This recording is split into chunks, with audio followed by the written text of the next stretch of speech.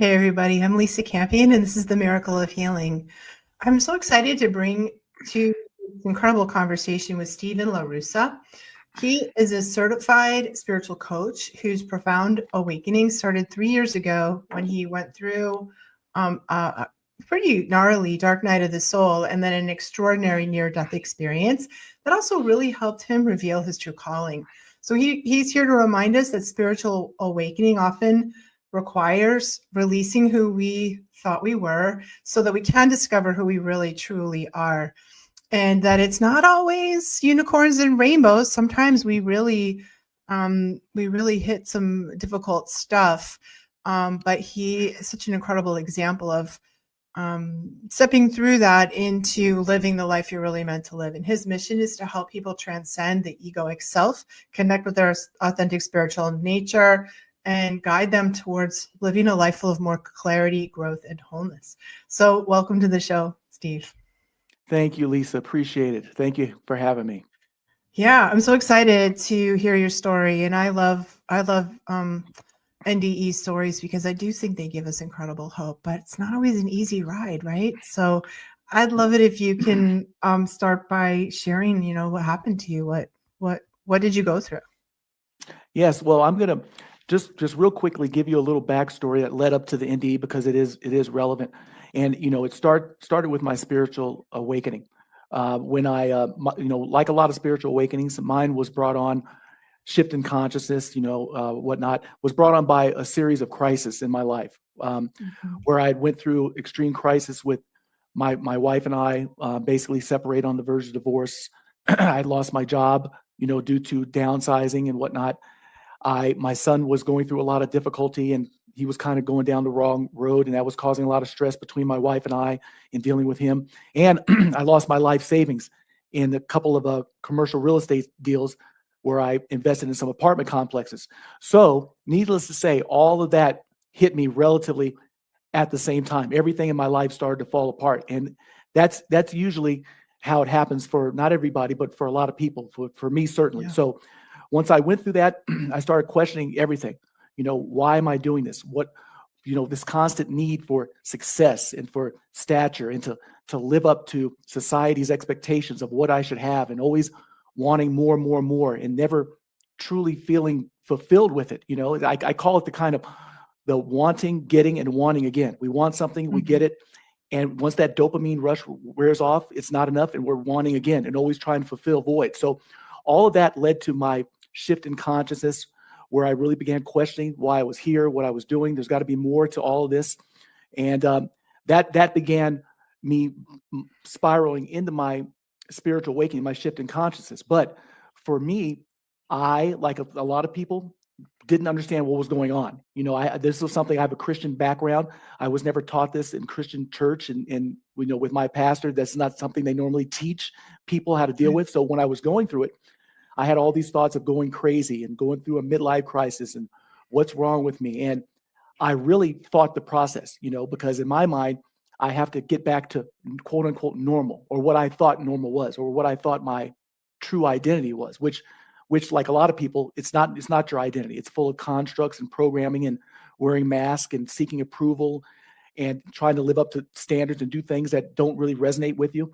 So all of that I went through, which was, led me to the dark night of the soul. And I truly believe that we make our dark night of the soul harder, and we create a lot of our suffering by not releasing and not giving into the flow of the process of the transition, because a lot of people don't know what's going on. So I fought it. I tried to force myself to do things that I used to do and go places and be around people that I used to be around, and none of it resonated anymore. And I couldn't understand why. So it was a tough battle for me. I literally didn't want to be here anymore. And I wouldn't say that I was suicidal, but I just didn't want to be here anymore. I didn't want to do this. So it was a very tough transition for me, breaking out of that false identity, for fear. A lot of people don't want to let go. If I let go of this, what do I do? Who am I? Where do I go? So a lot of people, I believe, hold on to things that don't resonate for a lot of different reasons. Yeah. And that I certainly did that. Yeah, that's I think that you're so right. It's like we fight because like ego, like you You talk about the egoic self, just we're so attached to our, these sort of external things as our identity, like you are your job or your marriage or your zip code or your credit score or Right. what's in your bank account, what kind of car you drive. Like we really think that's who we are until we, until we lose some of those things. Right. And then Right. we have the opportunity to maybe understand that that's not who we are at a fundamental nature. So you're in the middle of this dark night of the soul, and the spiritual awakening, and then you had an NDE. What happened? Yes. Well, after I realized what I was going through, after doing my own research and searching and searching, I realized what I was going through. I realized it. Then I began to release. I began to let go. I began to allow the universe to close doors that needed to be closed. So once I did that, that's where I even after that, I tried to go back. I have a manufacturing background. I worked for GM and Toyota for 13 years and did a lot of quality control in manufacturing different various companies. And I tried to go back into that afterwards, and I couldn't do it. It just didn't resonate with me. The job, the people, the cooler talk, the atmosphere. I couldn't stomach it. After that change, people will notice that what you used to do will not resonate with you anymore because that's not who you are anymore. It never was who you were. So that's what wanted me and inspired me to want to help people that were going through similar situations that needed some guidance and some suggestion and maybe could learn from my experience, and not to tell anybody what to do or give anybody the answers or tell people what's right or wrong, just to be there to say it's okay to release. It's okay to let go. There's something waiting for you on the other side, your authentic self that you know deep down is who you are, but you just need to get in tune and in touch with.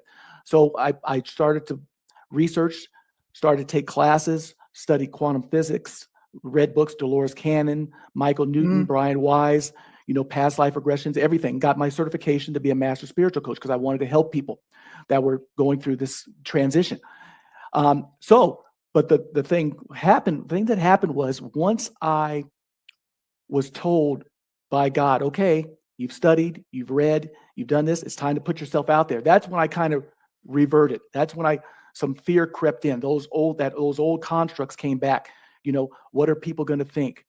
Am I good enough? What's my family going to say? What are my friends going to say? Who am I to be doing this? It seemed the task seemed too big. It seemed I started to look at it instead of as a gift to help enlighten people and to help open people up to their true selves. I saw it as a big task, a big burden, and I looked at it. My perception of it wasn't aligned. So this is what actually brought on my near-death experience. So my near-death experience happened in Lake Tahoe. My wife and I went up to get a room. I said, "Let's go up. Let's get on the sand. Let's earth. Let's reconnect. Let's meditate. Let's rejuvenate." And we were there. And it was the evening. It was about 7 or 8 o'clock. I was lying on the bed. My wife was standing next to the bed. We had the TV on. We were engaged in conversation. We weren't asleep. We weren't, we were fully awake and whatnot. And that's when the pain started in the left side of my chest. I started getting severe pain, severe tingling, severe numbness on my left side in my chest. Started radiating and going down my neck, sharp shooting pain going down my neck into my chest and down my left arm. And I began a little twitching, a little shaking. And I said, okay. I had never had a heart attack or any symptoms of a heart attack, but I had read about them and I was familiar with them.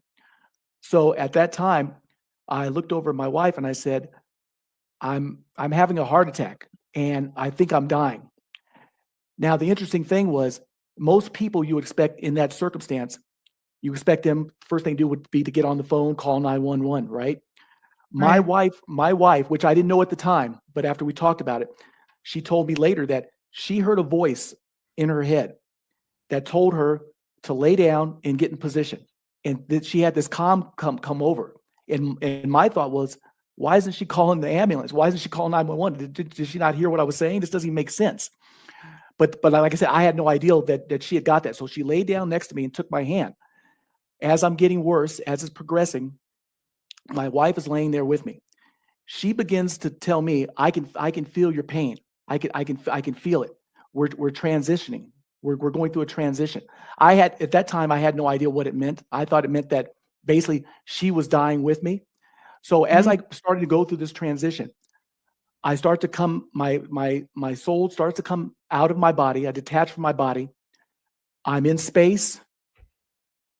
First I'm in darkness, total darkness. Then that transitions to space. And then in the distance, that's where I saw the white light. And, which I was totally aware of because I'd went through my awakening. I went through my dark night of soul. I had watched NDEs. And so it wasn't shocking to me or, oh my God, what's going on or anything like that. Because unlike most people have NDEs that spark an awakening. Mine was kind of different. I had an NDE after awakening. So I saw that. So my wife and I begin to communicate telepathically because now I'm getting so bad with pain and shaking. I can't even speak and I'm not even there. So my wife and I are speaking telepathically where I can hear her thoughts and she can hear my thoughts. So at this time, as I'm traveling through the space, heading closer to the white light, and the closer I'm getting to the white light, the weaker my life force is getting. My wife later on told me, after we talked about that, she said, I could feel you dying. I could feel your life force diminishing. So I'm praying to God. I'm going to make a long story short because there's a lot more to it, but I'm praying to God, asking for another chance. Please, don't let me die. And I heard God's voice 3 times during this event. And the first time he said to me, he said, all this information and this calling upon you, and this is what you're doing with it. And I felt horrible because I knew I had a calling, whether you want to call it a calling or chosen, what I chose to come do here before I incarnated, and I wasn't doing it. And I felt so bad. I felt horrible. And I start begging God. I call on Yeshua. I call on Jesus. Nothing is helping. And I'm saying, God, I know I've been called. I'm going to do it. Give me a chance. But nothing's working. I'm steadily going towards the light. So my wife, at one point, I'm like, okay, I'm just going to give up. Maybe it's my time. I'm going to stop fighting it. I'm going to release. As soon as I said that, or as soon as I thought that, basically, because I couldn't speak, my wife said to me telepathically, Steve, don't give up. Fight. Keep fighting, please. That gave me a second win. I kept fighting. I kept on fighting. It was an experience where I know what it was about. I know what it was for. And my wife said that during this experience, she heard God's voice one time where God asked her, and why should I leave you here? And she basically said one word. She said, Jordan, which is our son. So as I'm going through this, and God says to me, he says, you basically have a calling. It's your choice whether to do it or not. But you're letting all this doubt, you're letting all these constructs, you're letting all these things interfere with it. And you are enough. So as I'm going to the light and everything, and I'm begging, nothing's working. So I literally feel, okay, and I don't know how to explain this because it's tough to explain in this. I had no concept there was no concept of time. I have no idea how long this ordeal went on. I had no idea that we were laying there. I had no idea of anything but that current situation. But as I was getting close to the light, and literally I would say on the doorstep of death, of no return, and that's how I feel. I knew once I hit that light, I wasn't coming back. That was it. And nothing was working up to that time. And I was like, okay, this has got to be it. My wife later told me, I heard all your prayers. I can hear everything you were saying to God. I could hear her praying in my head. She was praying for me. Once I got to the light and I was just on the brink, and I don't even know why I said this. It doesn't even feel like me. I said, Wanda, help me, which is, of course, my wife. And I'm looking back on it, I was like, why did I ask her for help? If I'm asking God for help and he's not stopping it, what could she do? Right? Didn't even make sense. Why am I? But I said, Wanda, please help me. At that time, she sat up in the bed and she began speaking in light language. She began speaking in some people call it tongues, religious, it's called tongue or light language.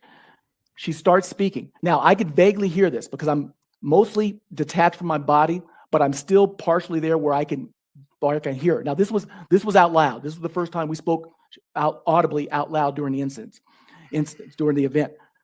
So I went back to praying because I had heard her speaking like language a couple times in the past, so it wasn't a shock to me or alarming. And God said to me, this is the last time I heard God's voice during this event. He said, Stephen, be quiet and listen to your wife.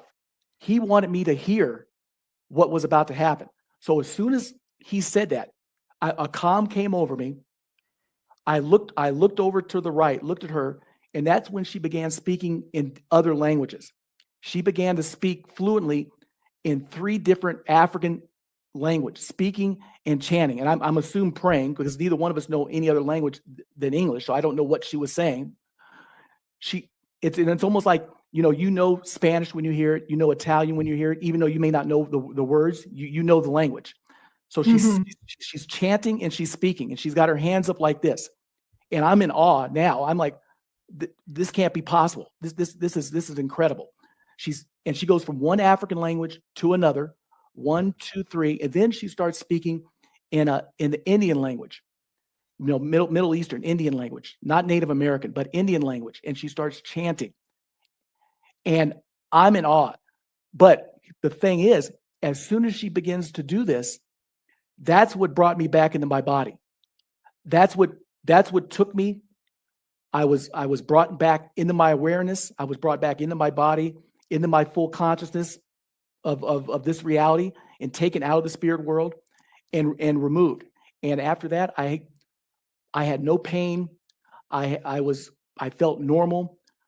But needless to say, my third eye right here was throbbing so hard with the spiritual downloads I was getting, and just being in that spiritual event and what was going on. I got up out the bed. I began pacing in the room. I looked over at my wife. She was just sitting there with her eyes open, but with her kind of like her mouth open, eyes open, like in a daze, like she was asleep, but her eyes were open, if that makes sense. So yep. I didn't know what she was going through. I didn't want to disrupt her or talk to her. I had no idea, so I left her alone. I'm pacing. As I'm pacing the floor, I'm getting all these downloads of what I'm going to be doing and things to come, and nothing like world events or pertain to anything, just this personal things for me and my wife that were pertaining to our mission, what we're here to do. So my wife finally comes around. We talk about it. At first, she has no idea that she even spoke these languages. She couldn't even remember it. She said, I don't even remember it. And to this day, she says, I don't even remember it. She said, I remember the incident. I was with you in outer space. We transcended together. I came out of my body also. I felt your pain, but I don't even remember speaking in these other languages. So after that, that's when needless to say, that was the experience that I needed to get me over that hump, to get me over that doubt, to the universe to let me know, no, this is what you're supposed to be doing. This is your calling. It's not you imagining things. You are good enough. You're supposed to be a light to people that need you, that want that transformation and need your guidance and need your suggestion. You have a calling, and you need to release all that doubt. Now, it's important for me to tell people, it wasn't a judgment for God. It wasn't do this or else, or you're going to hell. When I came back, I totally had my choice and free will whether to do it. I just took it as a message from God to let me know that don't let these negative constructs in programming and doubts and limited thinking and low vibrational thoughts, feelings, and emotions keep you from your calling. Now that you know that, you still have a choice to make of what you want to do. You're not being forced to anything. I just want to show you something. So that was basically our experience in a nutshell. Wow. Yeah, that's an incredible experience, Steve. And you talked a little bit about, what that meant to you and how you came out on the other side. Do you feel like you made a choice to come back and continue to serve humanity? Do you feel like it was a choice that you made? It was a choice that I made. And, I've often been asked, was I scared to die? And no, I wasn't begging God to stay here because I was scared to death, because I know where I'm going after death, and I don't have any fear of death and what happens in the afterlife. There's nothing to fear. I didn't want to leave here without completing my mission. That's Right. what like that that's what I didn't want to do. I didn't want to leave here without completing my mission, without doing what I was supposed to do, without helping whoever I'm meant to help or inspire or encourage or whatnot. And that was my fear, not of death, but of not fulfilling my mission or my calling. Yeah, I mean, I think we all have doubt on the spiritual path because, we have Mhm. that our higher self, which is kind of pushing us towards fulfilling our purpose. I mean, I'm Yeah. just talking from my experience here, Oh yeah. really. And then there's sort of the egoic self, which doesn't like change, which doubts, which we feel sorry for ourselves. We're like, Yeah. why is life so hard? All the things that our ego Right. self does. And so how can we manage um our doubts? Like hopefully we don't all have to have like a near death experience to let go of doubt, like you like Right. you really went through it. You took one for the Yeah. team, I think. But Yeah. like how do we handle doubt when what happens when that side of us that's just human and scared of change, how do we handle that without having to have a near death experience? Well, I attribute to there's two kinds of doubt, and the first doubt that's going to come comes for most people is doubting what you're currently doing. Doubting what doesn't resonate, whatever that may be. It may be what you're doing on your job, friends you have, the kind of work you're doing. Maybe it's whatever religion you're affiliated with that you have doubts about that, or not you're not feeling fulfilled from. That's not serving you, that you're not getting inner peace and clarity and connection from. And that's okay. That doubt is good, because if there's doubt there in that regard, that doubt Yeah. is to help you break out of that box. And a lot of Right. people squash that doubt because they look at it as, no, I shouldn't be doubting, and I got to keep going, and this is what I've been taught, and this is what's right. And we come up, and I don't want to be judged, and we come up with all these reasons to stay in things that don't serve us anymore. So the first important thing is that doubt is important. That doubt is your soul trying to tell you that this is not resonating with you. Now, another thing is that doubting, once, people are worried about, well, if I release this identity, if I release these things, whatever they may be that no longer serve, what do I do? Where do I go? And I tell people, instead of fearing what you're releasing, let that door close. Let the universe close that door, because there's more open doors coming for you. You're going to get in tune with your authentic self. You're going to get in tune with your higher self. You're going to begin to get clarity. I warn people, there are going to be people that don't understand, that don't appreciate your authenticity, that won't appreciate you setting boundaries. They may not appreciate or understand this new you. And that's something I went through also. A lot of times we think we go through this awakening, everybody's going to be there with open arms. Oh my God, you made it. That's so great. No, a lot of people are offended by it. And I went through that. But you have to realize is that whichever way those relationships go, if those doors close, let those doors close. I tell people, don't stop putting your foot in doors that the universe is trying to close, because the universe cannot bring those open doors, those people that vibrate on your level at a higher frequency, that respect your boundaries, that respect your new authenticity, your soul tribe. They can't come into your life until you release that old. So release is essential to receive, and that's important. Yeah. Yeah.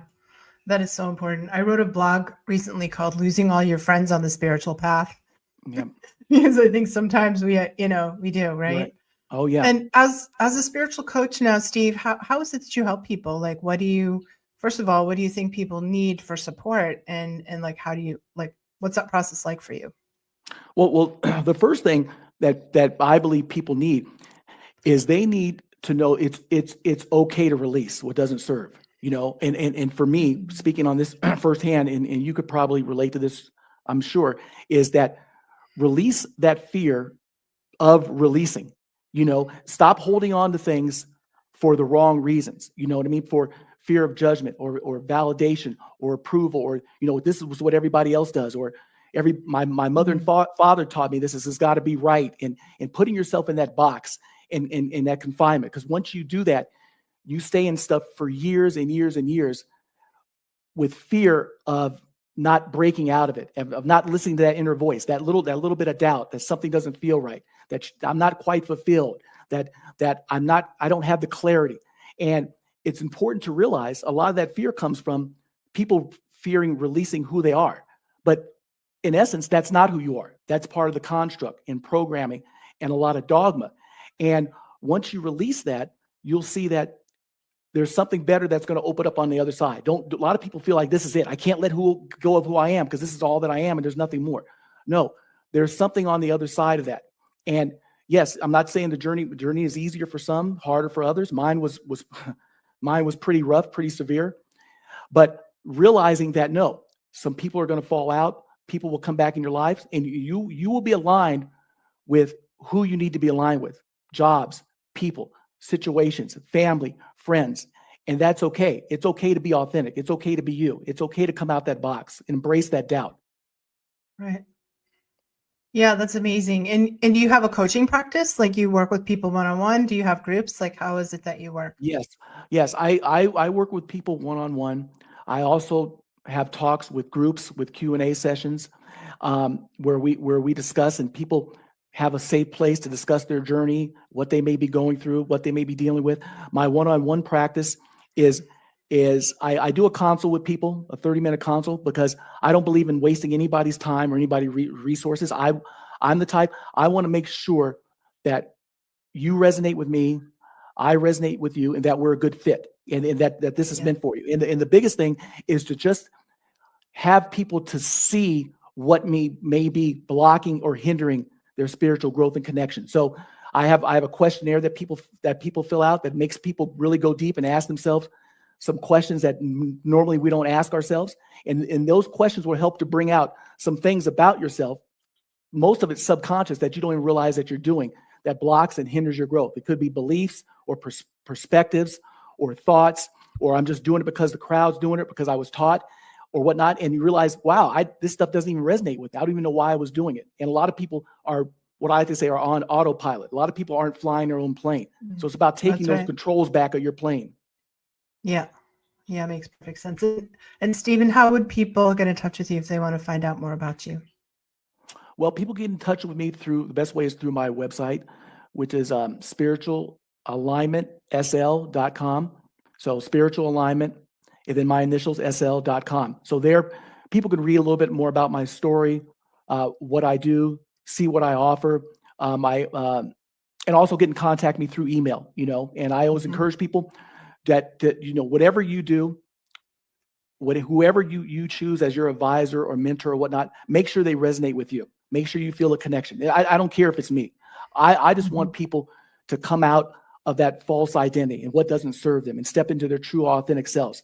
And whoever you resonate with, who resonates with you, that's great. And like I tell people, just be careful, because anybody you choose to connect with, make sure that they're not trying to give you the answers or tell you what's right or wrong, or claim that they all have it figured out. No, it's about helping you step into your own power, about what resonates with you, about you connecting to your higher self, to your authenticity, so you can get your own answers that you may have on life. Why am I here? What do I need? What do I need to do?